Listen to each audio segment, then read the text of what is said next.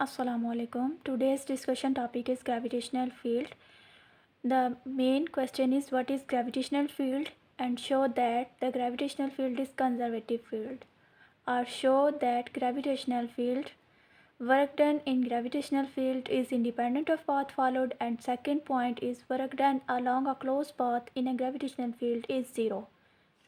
तो इसमें बेसिकली कहना क्या चाह रहा है कि सबसे पहले हमें ये पता होना चाहिए कि ग्रेविटेशनल फील्ड है क्या, फिर ये है कि ग्रेविटेशनल फील्ड को प्रूव करना है कि वो एक कंजर्वेटिव फील्ड है। और कंजर्वेटिव फील्ड की दो डेफिनेशन होती हैं, एक ये कि जो ग्रेविटेशनल फील्ड है या हम इसको कंजर्वेटिव फील्ड भी कहते हैं, ये इंडिपेंडेंट ऑफ पाथ फॉलोड होनी चाहिए, और दूसरा ये कि work done along a close path in a gravitational field is zero. ये इसकी दो कंडीशंस हैं, हम इसको प्रूव करते हैं। तो इसको देखने के लिए सबसे पहले हम देखते हैं कि ग्रेविटेशनल फील्ड है क्या। तो सबसे पहले ग्रेविटेशनल फील्ड की डेफिनेशन है, the space around the earth in which it's gravitational force act on a body is called gravitational field. क्या मतलब है, लेट्स सपोज कि ये हमारे पास एक अर्थ है। आप जानते हैं कि अर्थ जो है वो राउंड शेप में होती है, और यहाँ पर अर्थ के ऊपर उसके इर्द गिर्द ना ये कोई एक ऑब्जेक्ट पड़ा हुआ है जिसका मैस है m, और ये है अर्थ। तो ये अर्थ के इर्द गिर्द क्या है, एक स्पेस है। अब यहाँ पर एक ऑब्जेक्ट पड़ा हुआ है जिसका मैस m है, तो ये जो अर्थ है इस मैस को अपनी तरफ अट्रैक्ट करेगी, इसके ऊपर अपनी फोर्स लगाएगी। जो अर्थ दूसरी ऑब्जेक्ट के ऊपर फोर्स लगाता है उसको हम कहते हैं ये ग्रेविटेशनल फोर्स है। तो ये जो रीजन होगा इसको हम जिस रीजन में वो ऑब्जेक्ट पड़ा हुआ है जिसके ऊपर ग्रेविटेशनल फोर्स लग रही है, इसको हम कहेंगे कि ये ग्रेविटेशनल फील्ड है। अब है ग्रेविटेशनल फील्ड के साइन कन्वेंशंस। कुछ इसके साइन कन्वेंशंस हैं कि मैं इसकी हेडिंग लिख लूँ, sign conventions for work done in gravitational field.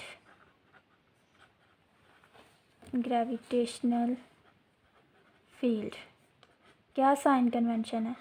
सबसे पहला पॉइंट है कि अगर जो डिस्प्लेसमेंट है वो in the direction of gravitational field होगा, if the displacement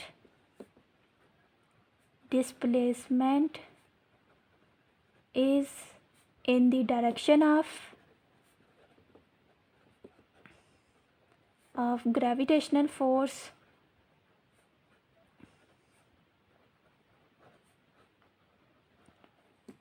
the work done is positive।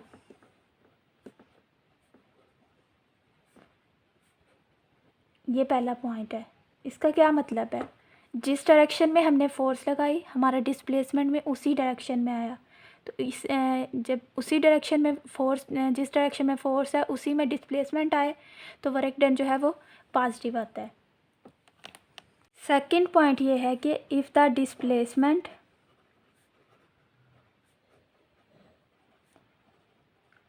Is against the direction of force, यानी कि जिस डायरेक्शन में फोर्स लगाई उसके अपोजिट डायरेक्शन में डिस्प्लेसमेंट हो गया, तो जो वर्क डन होगा वो नेगेटिव होगा। Work done is negative. ये सारी चीज़ें आगे प्रूफ भी हो जाएंगी। थर्ड पॉइंट भी है, और थर्ड पॉइंट ये है कि अगर डिस्प्लेसमेंट परपेंडिकुलर हो जाएगा फोर्स के, if the displacement is perpendicular to force कौन सी है, ग्रेविटेशनल फोर्स है, तो the work done is zero. तो इस केस में वर्क डन ज़ीरो होगा। तीन ही कंडीशंस हो सकते हैं, या तो कोई चीज़ ज़ीरो हो सकती है, या कोई चीज़ माइनस हो सकती है, या कोई चीज़ पॉजिटिव हो सकती है। तो अगर displacement in direction of force हो जाएगा तो वर्क डन पॉजिटिव होगा, अगर displacement against the direction of force होगा तो वर्क डन नेगेटिव, और अगर displacement perpendicular to the force होगा तो वर्क डन ज़ीरो हो जाएगा। ये चीज़ है। अब जो हमारा मेन फोकस है वो ये है कि अपने ग्रेविटेशनल फील्ड को कंजर्वेटिव फील्ड प्रूव करना है, और उसके लिए हम एक एग्जांपल लेते हैं और फिर इसको प्रूव करते हैं। अब work done in a gravitational field, हम इसको कैलकुलेट करेंगे और इससे फिर प्रूव करेंगे कि हमारी जो फील्ड है वो कंजर्वेटिव फील्ड है या नहीं। तो इसको प्रूव करने के लिए सबसे पहले हम कंसीडर करेंगे कि हमारे पास एक बॉडी ऑफ मास m है। तो क्या करेंगे, let us consider a body of mass m। हमने एक बॉडी को कंसीडर कर लिया, बॉडी ऑफ मास m। अब क्या करना है, हमने इस बॉडी को ग्रेविटेशनल फील्ड के अंदर मूव कराना है, कुछ डिस्प्लेसमेंट कवर करवाना है, ठीक है। तो क्या करेंगे, the body is displaced from A to B. इसको मैं साथ साथ ड्रॉ भी करती हूँ कि मेरे पास लेट्स सपोज कि मेरे पास जो बॉडी थी वो पॉइंट ए पे थी और इसको मैं पॉइंट बी पे लेके जाना चाह रही हूँ। अब ये जो चीज़ है ये ग्रेविटेशनल फील्ड के अंदर है हमारा, ठीक है। तो मैं इस पॉइंट ए से पॉइंट बी पे लेके जाना चाह रही हूँ। तो क्या होगा कि सबसे पहले तो मैं कोई एक पाथ ढूंढूंगी कि क्या करूँगी कि क्या ईजीएस्ट वे हो सकता है कि मैं अपनी बॉडी को पॉइंट ए से पॉइंट बी की तरफ लेके जाऊँ, ठीक है। तो इसके लिए सबसे पहले मैं क्या करूँगी कि मैंने लेट्स सपोज कि मैं हॉरिजॉन्टल ट्रैवल की, फिर वर्टिकल ट्रैवल की, ठीक है, और इसको नाम दे दिया मैंने डी का, ओके। ये पॉइंट बी और पॉइंट डी यानी कि ये हाइट ये एज है, ठीक है। एक और चीज़ हो सकती है, क्या हो सकता है, एक और वे हो सकता है कि मैं बजाय हॉरिजॉन्टली ट्रैवल करने के मैं वर्टिकली ट्रैवल कर जाऊँ, पहले वर्टिकली ट्रैवल करूँ और फिर क्या करूँ, फिर हॉरिजॉन्टली ट्रैवल करूँ। ये सेकंड पॉसिबिलिटी हो गई। एक थर्ड पॉसिबिलिटी भी है कि मैं कोई स्ट्रेट पाथ ना देखूँ, मैं कोई रैंडम पाथ देख लूँ और उसके अलॉन्ग ट्रैवल करूँ। तो वो क्या होगा कि कुछ ऐसा पाथ मैंने कंसीडर कर लिया। ये एक रैंडम पाथ है, कोई भी हो सकता है, ठीक है। और इसको मैंने ऐसे ड्रॉ कर लिया। अब इसको मैंने कह दिया कि ये मेरा पाथ 1 है, ये पाथ 2 है और ये पाथ 3 है। 3 पाथ ले लिए। अगर तो ये तीनों पाथ के अलोंग जो भी वर्क डन होगा वो सेम होगा, तो इसका मतलब ये है कि हमारा जो वर्क डन होगा वो इंडिपेंडेंट ऑफ पाथ फॉलोड होगा, और यही ग्रेविटेशनल फील्ड के कंजर्वेटिव होने की एक कह लें कि निशानी है, ठीक है। तो इससे प्रूव भी हो जाएगा कि हमारी जो ग्रेविटेशनल फील्ड है वो कंजर्वेटिव फील्ड है।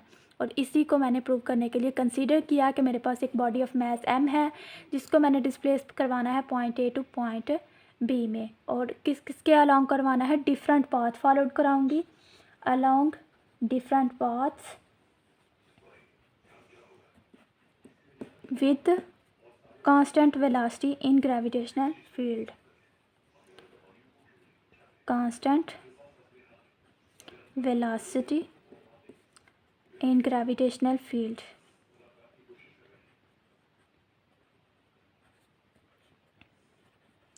तो ये चीज़ मैंने इधर ड्रा करके दिखा दी है। अब करते हैं वर्क डन कैलकुलेट। अब लेट कर लेते हैं कि पाथ 1 का वर्क डन कैलकुलेट करते हैं। पाथ 1, अब पाथ 1 जो है उसका नाम है ए डी और बी, ठीक है, ए डी बी, ये मेरा एक पाथ 1 है।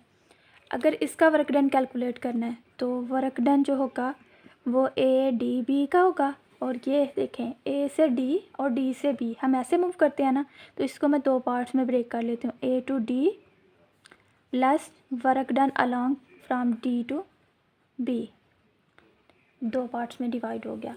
अब सबसे पहले मैं एक पार्ट को कैलकुलेट करती हूँ, फिर दूसरे पार्ट को कैलकुलेट करूँगी। Work done along A to D, जो A to D work done होगा, अब वर्क डन का हमें पता है कि फार्मूला आता है W=FD cos थीटा, यही होता है ना, ये होता है वर्क डन। अब जो ए टू डी पाथ होगा, यहाँ पर अगर हम देखें तो हम अपनी बॉडी को हॉरिजेंटली मूव करा रहे हैं, ठीक है, हॉरिजेंटली मूव करा रहे हैं, जबकि क्या है उसका वेट डाउनवर्ड एक्ट कर रहा है।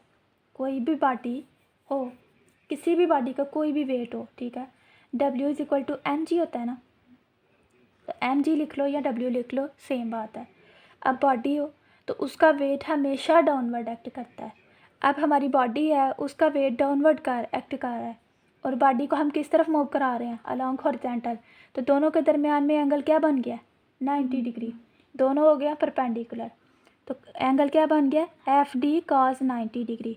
और कॉस 90 हमें पता है कि ये क्या होता है, ज़ीरो हो जाता है। तो वर्क डन क्या हो गया, ज़ीरो।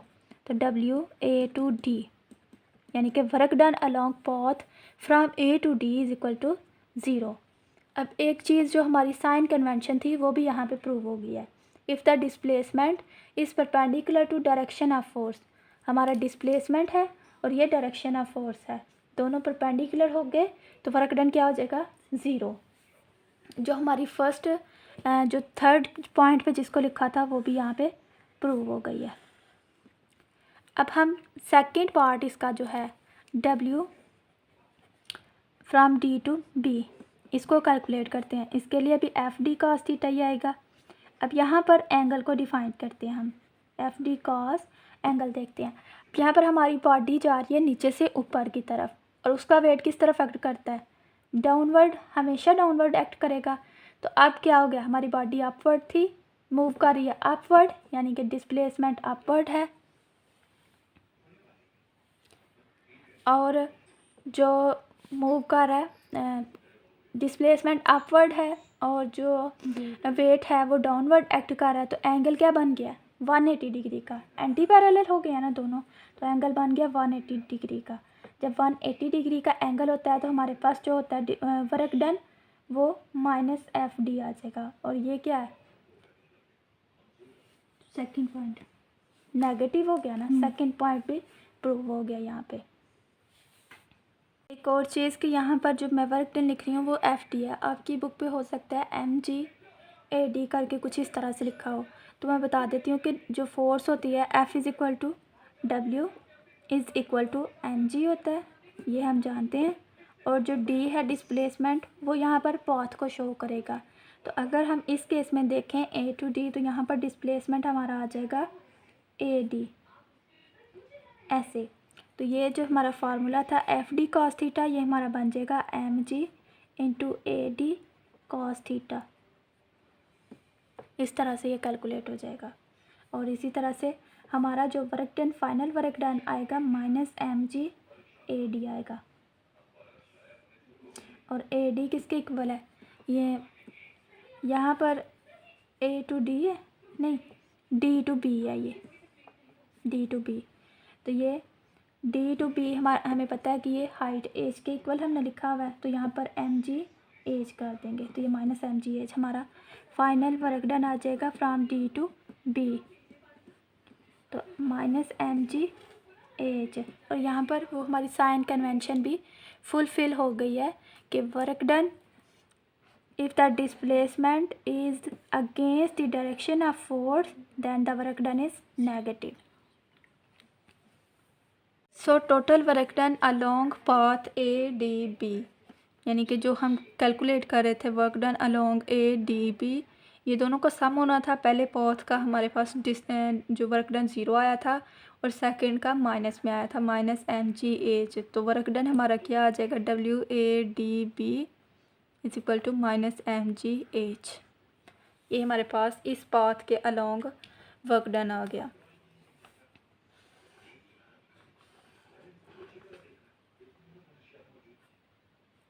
और इसको हम कह देंगे चलो इक्वेशन 1।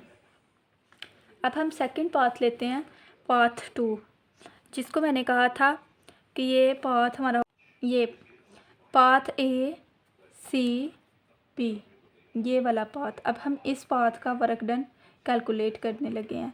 तो इसको भी मैं दो पार्ट्स में डिवाइड कर लूँगी। सबसे पहले मैं A to C work done calculate करूँगी, फिर सी टू बी, और फिर इन दोनों के वर्क डन को सम करूँगी और टोटल वर्क डन आ जाएगा ए सी बी। तो ये जो पाथ 2 है, ये कौन सा पाथ है, ए सी और बी, इसको मैंने नेम दे दिया। अब इसका जो वर्क डन होगा ए सी बी, वो भी दो पार्ट्स में डिवाइड हो जाएगा। सबसे पहले ए टू सी मूव करेंगे, उसका वर्क डन, फिर सी टू बी मूव करेंगे, उसका वर्क डन। तो ए टू सी अगर हम देखें ए टू सी। तो ये बिल्कुल उसी तरह नहीं है जो कि हमने डी टू पी कैलकुलेट किया था, यानी कि इसमें डिस्प्लेसमेंट और फोर्स की डायरेक्शन हमारे पास एंटी पैरेलल आ रही थी। तो वर्क डन क्या आया था, -mgh, ये वर्क डन आया था। और अगर हम चाहेंगे work done along C to B, तो ये क्या है, हॉरिजेंटल। और यहाँ पर हमारा जो डिस्प्लेसमेंट था वो परपेंडिकुलर आया था वेट के या फोर्स के, ग्रेविटेशनल फोर्स के, और उस केस में हमारा वर्क डन 0 होता है। तो ये बिल्कुल उसी तरह से आ जाएगा। और यहाँ पर हमारा total work done ACB -mgh के इक्वल आ जाएगा। दोनों को सम करेंगे तो ये -mgh आ जाएगा। अब हम पाथ 3 की बात करते हैं, जिसको मैं अगेन ड्रॉ भी कर लेती हूँ। ये कुछ ऐसा सा हमने रैंडम पाथ ड्रॉ किया था, A टू B पे हम मूव किए थे। तो ये क्या है, ये हमारे पास ना कोई हॉरिजेंटल पाथ बनता है ना वर्टिकल पाथ बनता है। तो हमारे लिए इजीली सॉल्व करना उसी पाथ को होता है जो कि हमारे पास यहाँ तो हॉरिजेंटल में हो या वर्टिकल हो। अब ये कोई रैंडम पाथ है तो इसको सॉल्व करना हमारे लिए बहुत मुश्किल है। तो इसको सॉल्व करने के लिए हम क्या करेंगे, इसको छोटे छोटे पैचेस में हॉरिजेंटल और वर्टिकल पैचेस में इस तरह से डिवाइड कर लेंगे। तो ये हमारे पास क्या हो जाएगा, अब ये हॉरिजेंटल और वर्टिकल बन गया। इसको इस तरह से जब हमने डिवाइड किया ऐसे, तो ये हमारे पास बिल्कुल उसी फॉर्म में आ गया जिस तरह से हमने वो पाथ ACB और ADB कैलकुलेट किए थे। तो हमने क्या किया, इसमें जो हमारा रैंडम पाथ था उसको स्मॉल पैचेस में डिवाइड किया, जो कि किसके पैच थे, हॉरिजेंटल और वर्टिकल पाथ के। अब जो हमारे वर्टिकल पाथ्स हैं ये, इसको मैं बोलूँगी डेल्टा Y1, डेल्टा Y2, इसको बोल दूँगी डेल्टा Y3, और ये जो लास्ट वाला होगा इसको मैं कह दूँगी delta YN, and so on करके ना। तो ये सारे पाथ हमारे हो जाएंगे वर्टिकल वाले डेल्टा YN। अब जो हॉरिजेंटल वाले हैं इनको मैं लेबलिंग नहीं करूँगी। उसकी वजह ये है कि हमारे पास जो हॉरिजेंटल के लिए वर्क डन है वो ऑलवेज 0 आया है। हमने 2 पाथ पीछे कैलकुलेट किए, दोनों में 0 आया। तो इसका मतलब ये है कि हॉरिजेंटल के अलॉन्ग हमारा 0 ही आएगा। क्यों, क्योंकि जब हम हॉरिजेंटली मूव करते हैं हमारा वेट डिस्प्लेसमेंट हॉरिजेंटली है, तो वेट डाउनवर्ड एक्ट कर जाता है, ग्रेविटेशनल फोर्स। तो ये 90 डिग्री का एंगल बन जाता है उन दोनों के दरमियान में, और वर्क डन हमारा ओवरऑल 0 हो जाता है। इसलिए हम इसको यहाँ पे काउंट ही नहीं करेंगे। तो यहाँ पर क्या होगा कि जो हॉरिजेंटल वर्क डन होगा वो 0 हो जाएगा।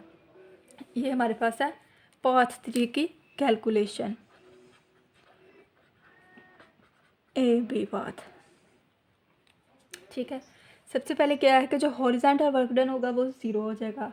अब जो work done along vertical step भी कोई होगा उसके अलोंग सिर्फ आएगा work done along vertical steps.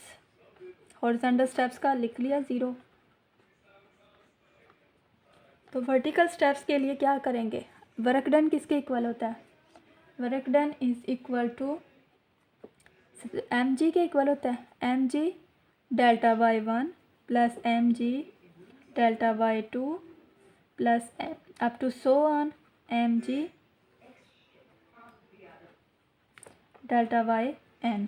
कुछ इस तरह से होगा ना। ये जो हाइट है हमारी, ये 180 का एंगल नहीं आना तो फिर नेगेटिव नहीं होना। जब 180 का एंगल आएगा तो ये चीज़ें नेगेटिव नहीं होनी। कास थीटा भी साथ आ रहे हैं ना, तो कास थीटा, यहाँ पर भी कास थीटा, ठीक है।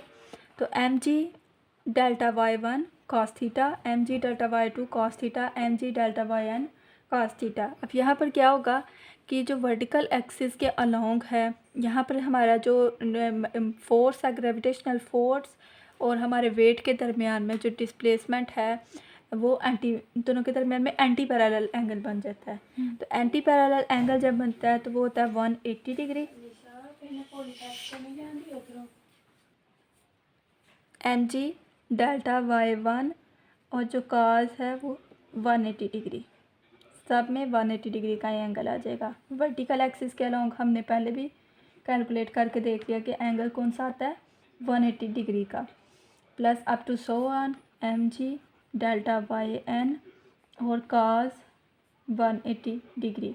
अब जब 180 डिग्री -1 के इक्वल होता है तो ये क्या हो जाएगा, -mg delta y1 -mg delta y2 plus up to so on -mg delta yn, ये आ जाएगा। अब यहाँ से हम क्या करेंगे, -mg को कॉमन ले लेंगे, अंदर क्या रह गया, delta y1 plus delta y2 plus up to so on delta yn। अब ये सारी चीज़ें अगर हम गौर करें कि यहाँ से ए से लेके बी तक की जो चीज़ थी वो एज थी। अब जो सारी वर्टिकल हाइट्स को हम ऐड अप करेंगे तो हम अगर नोट करें तो हमारे पास ये एज के इक्वली आ रही है। तो हम जो delta y1 plus delta y2 plus up to so on delta yn है, इसको हम कह देंगे कि ये एज है। तो ये -mg एज। तो work done along path A B क्या आ गया, -mg एज। आप नोट कर रहे हैं यहाँ पर भी कि जो हमने पाथ कोई भी लिया है, वो चाहे हमने पाथ 1 लिया है, चाहे पाथ 2 लिया है, चाहे पाथ 3 लिया है, ठीक है, हमारा वर्क डन सेम आया है। ये चीज़ क्या प्रूव कर रही है, ये चीज़ ये प्रूव कर रही है कि जो हमारा वर्क डन है वो इंडिपेंडेंट ऑफ पाथ फॉलोड है, और इसीलिए जो हमारा ग्रेविटेशनल फील्ड है वो एक कंजर्वेटिव फील्ड है। तो हम इसका रिज़ल्ट लिखते हैं, work done along path W A B is equal to work done along path A C B is equal to work done along path A D B, और ये किसके इक्वल है, -mg एच के। तो इसका मतलब ये है, तो इनका मतलब ये है कि जो हमारा वर्क डन है वो इंडिपेंडेंट ऑफ पाथ फॉलोड है, और ये वर्क डन ग्रेविटेशनल फील्ड की वजह से हुआ था। तो इसका मतलब है कि ग्रेविटेशनल फील्ड की वजह से जो वर्क डन होगा वो इंडिपेंडेंट ऑफ पाथ फॉलोड होगा, और अगर ये इंडिपेंडेंट ऑफ पाथ फॉलोड है तो ये एक कंजर्वेटिव फील्ड है। ये इसने प्रूव कर दिया। तो हम यहाँ पर इसको लिख भी सकते हैं कि इट इज़ क्लियर दैट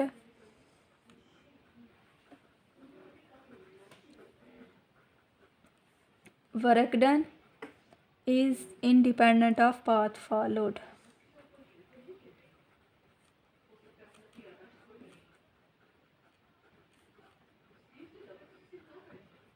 ये चीज़ हमारी प्रूव हो गई, और यही हमारी कंडीशन भी थी जिसको हमने प्रूव करना था। एक सेकंड कंडीशन है कि work done along a closed path is zero. हम इसको भी प्रूव करके देख लेते हैं।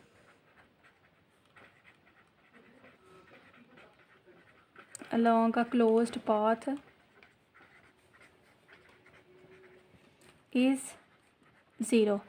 अब क्लोज्ड पाथ का क्या मतलब है कि ये था हमारी डायग्राम, कुछ ऐसे थी, हम पॉइंट ए से पॉइंट बी की तरफ जा रहे थे, और यहाँ पर सी था, यहाँ पर डी था, और यहाँ पर कुछ ऐसा पाथ था, ठीक है। तो हमारा क्लोज्ड पाथ क्या हो सकता है, यहाँ हम ए सी बी कुछ ऐसे कर लें, या ए डी बी, यानी कि ए से अगर हम स्टार्ट हो रहे हैं, ए डी बी सी ए, अगर दोबारा ए पे आ रहे हैं तो फिर ये एक क्लोज पाथ बन जाएगा, ठीक है। तो हम कंसीडर करते हैं कि हमारे पास क्या एक क्लोज्ड पाथ है, कंसीडर अ क्लोज्ड पाथ, और वो कौन सा, ए डी बी और वापस ए पे आ गए। अब पार्टी कहाँ से मूव करेगी, ए से डी पे जाएगी, डी से बी पे जाएगी, डी से बी से सी पे जाएगी, और वापस ए पे आ जाएगी। The body is moved from, इसको हम लिख भी लेते हैं, A to D, D to B, B to C, and again C to A. तो ये क्या हो गया, जहाँ से चली वहाँ पे वापस आ गई, तो ये एक क्लोज्ड पाथ बन गया। तो वर्क डन टोटल कितना होगा, द टोटल वर्क डन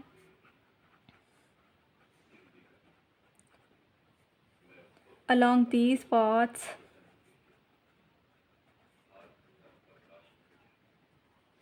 ये हो जाएगा डब्ल्यू ए टू, सबसे पहले हम कैलकुलेट करेंगे ए टू डी, ए से डी पे गए थे, तो ए से डी हमें पता है कि वर्क डन हमने कैलकुलेट किया था वो ज़ीरो आया था।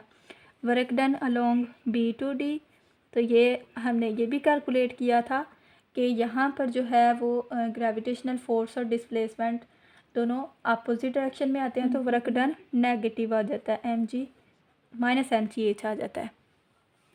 अगर हम पाथ बी टू सी की बात करें,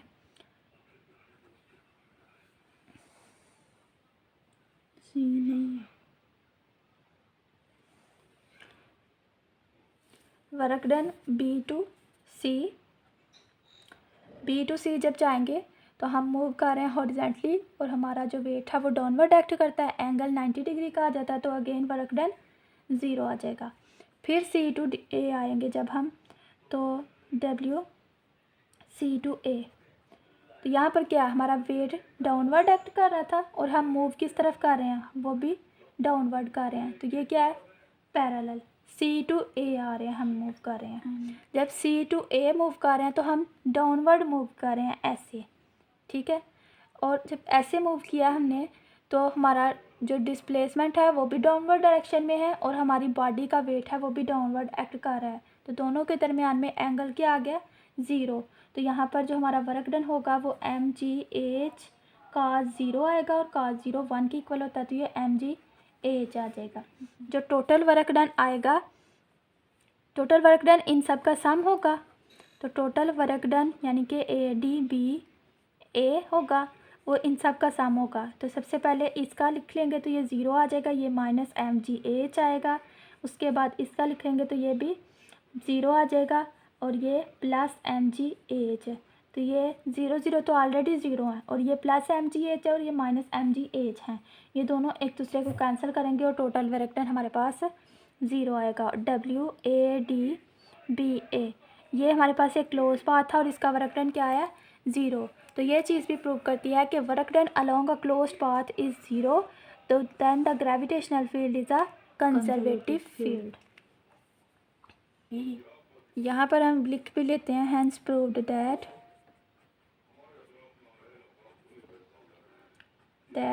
work done along a closed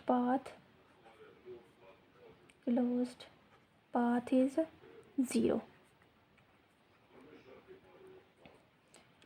और यही हमारा यहाँ पर प्रूव भी हो गया है कि जो कंजर्वेटिव फील्ड था उसकी अगर हम डेफिनेशन लिखें कि वो क्या थी, तो कंजर्वेटिव फील्ड भी यही है। The field in which work done is independent of followed, in which work done is independent of path followed, तो ये होगी कंजर्वेटिव फील्ड, ठीक है। इसकी एक सेकंड डेफिनेशन भी है कि the field in which work done along a closed path is 0, in which work done along a closed path is 0,